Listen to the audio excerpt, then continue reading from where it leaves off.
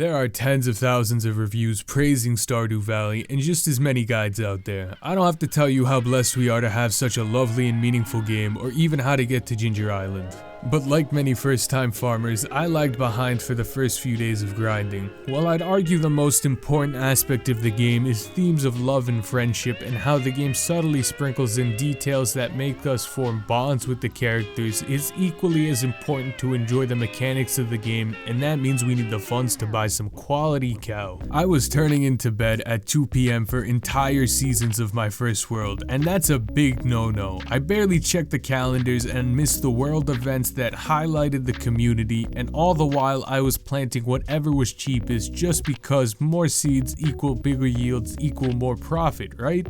Nope. The height of enjoyability in Stardew Valley is when you understand how to make profit the most efficiently, giving you more time to focus on the beauty of a world your grandfather wished for you to experience.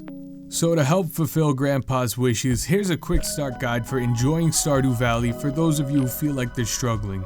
You've probably read this before, but head straight into crop farming. Crops are the most efficient way to give your world a nitro boost in profitability, which is a little bittersweet. The utmost endearing part of my friend group's world, at least to me, is my first chicken, UltraBock, whom I pet once a day. The animal farm aspect of the game is insanely alluring. Sadly, they're insanely pricey as well.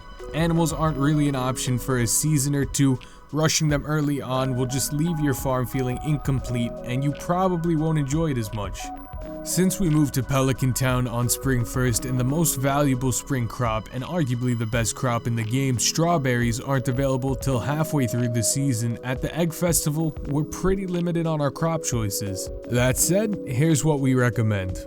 Potatoes are the fastest way to gain income in the first 2 weeks, and they come with the added bonus of sometimes yielding an extra potato, which means extra money. Skipping fertilizer, but only for now, we're able to nab 10 potato seeds with the money Grandpa left us. Potatoes come in seeds apparently. Doing 2 full potato set rotations and using the full profits from your first yield to purchase at least 16 potato seeds, we net a minimum of 1,280 gold.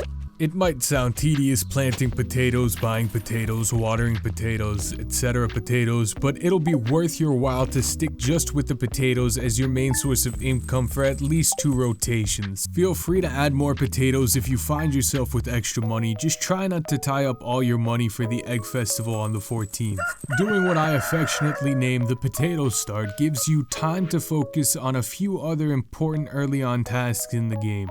For the first few days, it's a good idea to clear up your farm, saving wood to craft storage and other useful things, such as fixing the broken bridge on the beach, which costs about 300 wood, to access free loot from the ocean each morning. Selling the items that wash up on shore nets us a good bit of supplemental income we can throw at more potatoes. It's also a good idea to head over to the docks and pick up your free fishing rod from Willie. Selling your fish is a fun and challenging way to improve your income, and it'll help you with the community center as well. We also recommend scavenging for naturally occurring spring plants, saving the highly nutritious ones and selling the rest. We only say save the nutritional ones because there's a greater cost benefit if you save them for your next task. On the morning of your 5th day, you'll receive a letter that lets you know the blockage obstructing the mine's entrance has been cleared, so it's time to semi-switch our line of occupation. Head over to the mine as much as you can, clearing your way lower and lower, finding better ores and items to craft with and sell.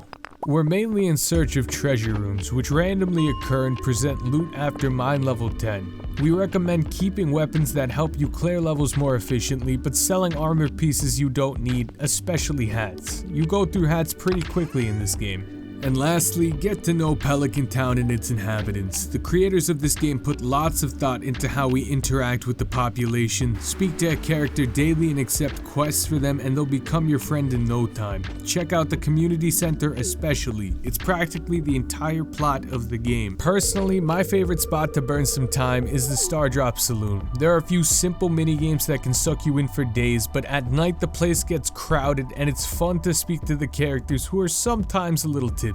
You'll probably have the time to enjoy all of those features of the game in time for something we mentioned earlier. Strawberries, which take 8 days to grow initially but reproduce every 4 days after the first yield. Sadly, with only 14 days left in the season, it wouldn't be cost effective to plant strawberries right now, but as widely recommended, this is a great chance to load up on seeds for next year.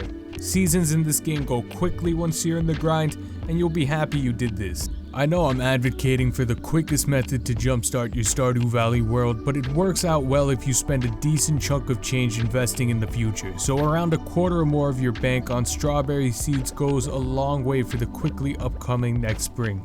Come spring 1st of your second year, you'll already have one of the best crops of the year planted on day 1. After the Egg Festival, it's a good idea to get a feel for the other valuable spring crops like cauliflower. There's a link to that and all of the other most valuable crops of each season in the description below. From here, we rinse, repeat, and expand, finding the most efficient crops to plant while participating in the wondrous events of the world. For summer, the most efficient crop means blueberries, which could compete for the best crop, but they take 14 days after planting for a single harvest.